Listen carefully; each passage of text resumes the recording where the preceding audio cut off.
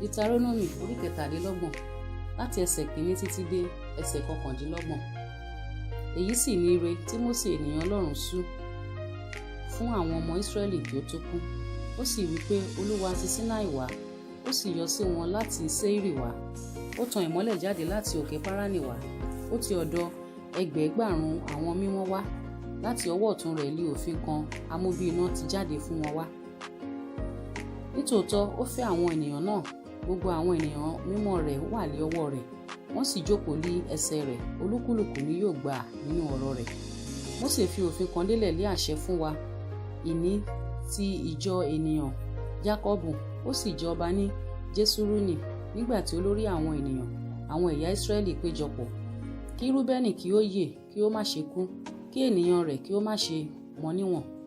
Èyí sì ni ti Júdà, ó sì wí pé Olúwa, gbọ́ ohùn Júdà kí o sì mú tọ àwọn ènìyàn rẹ wá, kí ọwọ́ rẹ̀ kí ó tó fún un, kí ìwọ kí ó sì ṣe ìrànlọ́wọ́ fún un lọ́wọ́ àwọn ọ̀tá rẹ̀. Àti ní ti Léfì ó wí pé jẹ́ kí Tùmínú àti Úrímù jẹ́ kí ó wà pẹ̀lú ẹni mímọ́ rẹ, ẹni tí ìwọ dánwò ní Másà, àti ẹni tí ìwọ bá jà ní omi Mẹ́ríbà, ẹni tí ó wí ní ti bàbá rẹ àti ní ti ìyá rẹ̀ pé èmi kò rí i, bẹ́ẹ̀ ni kò sì jẹ́wọ́ àwọn arákùnrin rẹ̀, bẹ́ẹ̀ ni kò sì mọ àwọn ọmọ rẹ̀, nítorí tí wọ́n kíyèsí ọ̀rọ̀ rẹ̀, wọ́n sì pa májẹ̀mú rẹ̀ mọ́. Wọ́n ó máa kọ májẹ̀mú ní ìdájọ́ rẹ̀ àti Ísírẹ́lì lé òfin rẹ̀. Wọ́n ó máa mú tùràrí wá síwájú rẹ̀ àti ọ̀tọ̀ọ̀tọ̀ ẹbọ sísun sórí pẹpẹ rẹ̀.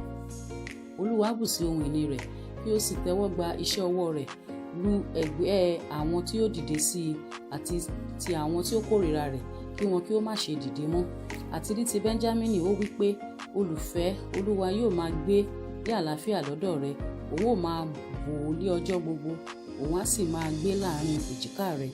Àti ní ti Jósẹ́fù ó wí pé ìbùkún Olúwa ní ilẹ̀ rẹ fún ohun iyebíye ọ̀run, fún ìrì àti fún ìbú tí ó bá nísàlẹ̀, àti fún èso iyebíye tí ọ̀run mú wá, àti fún ohun iyebíye tí ń dàgbà ní oṣooṣù, àti fún ohun pàtàkì òkè ńlá ìgbàanì, àti fún ohun iyebíye òkè ayérayé, àti fún ohun iyebíye ayé àti ẹ̀kún rẹ̀, àti fún ìfẹ́ inú rere. Ẹni tí ó gbé inú ìgbẹ́ jẹ́ kí ìbùkún kí ó wá sí orí Jósẹ́fù àti sí àtàrí ẹni tí ó yà sọ́tọ̀ láàrin àwọn arákùnrin rẹ̀. Àkọ́bí akọ màálù rẹ̀ tìrẹ lé ọlọ́lá, ìwo rẹ̀ ìwo àgbáǹréré ni, òun ni yóò fi ti àwọn ènìyàn gbogbo wọn, àní òpin ilẹ̀, àwọn sì ni ẹgbẹẹgbàrún Efraimu, àwọn sì ni ẹgbẹẹgbàrún Mánásè. Àti ní ti Sebúlúnì ó wí pé Sebúlúnì máa yọ̀ ní ìjáde rẹ àti Ísákárì nínú àgọ́ rẹ. Wọn ó pe àwọn ènìyàn náà sórí òkè, níbẹ̀ ni wọn ó rú ẹbọ òdodo, nítorí pé wọn ó máa mú nínú ọ̀pọ̀lọpọ̀ òkun àti nínú ìṣúra kí a pamọ́ nínú iyanrìn. Àti ní ti Gádì ó wí pé ìbùkún ni fún ẹni tí ó mú Gádì gbilẹ̀. Ó bá bí abo kìnìún, ó sì fa apá ya àní àtàrí, ó sì yan apá ìkíní fún ara rẹ̀, nítorí pé níbẹ̀ lè a fi ìpín olófin pamọ́ sí. Ó sì wà pẹ̀lú àwọn olórí ènìyàn náà, ó sì mú òdodo Olúwa ṣẹ àti ìdájọ́ rẹ̀ pẹ̀lú Ísírẹ́lì. Àti ní ti Dánì ó wí pé ọmọ kìnìún ni Dánì tí ń fò láti Báṣánì wá. Àti ní ti Náftálì ó wí pé ìwọ Náftálì tí ojú rere tẹ́ lọ́rùn, tí ó sì kún fún ìbùkún Olúwa, gba ìhà ìwọ̀ oòrùn àti gúúsù. Àti ní ti Ásérì ó wí pé ìbùkún ọmọ ní ti Ásérì, kí òun kí ó sì jẹ́ ìtẹ́wọ́gbà fún àwọn arákùnrin rẹ̀, kí òun kí ó sì máa rí ẹsẹ̀ rẹ̀ sínú òróró. Bàtà rẹ̀ yóò já sí irin àti idẹ, àti bí ọjọ́ rẹ̀ bẹ́ẹ̀ ni agbára rẹ̀ yóò rí.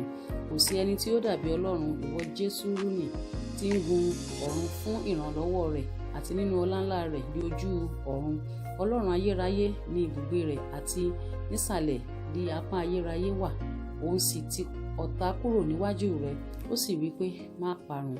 Ísírẹ́lì sì jókòó lé àlàáfíà, orísun Jákọ́bù nìkan ní ilẹ̀ ọkà àti ti ọtí wáìnì pẹ̀lúpẹ̀lú, ọrùn rẹ̀ ń sẹ ìrì sílẹ̀.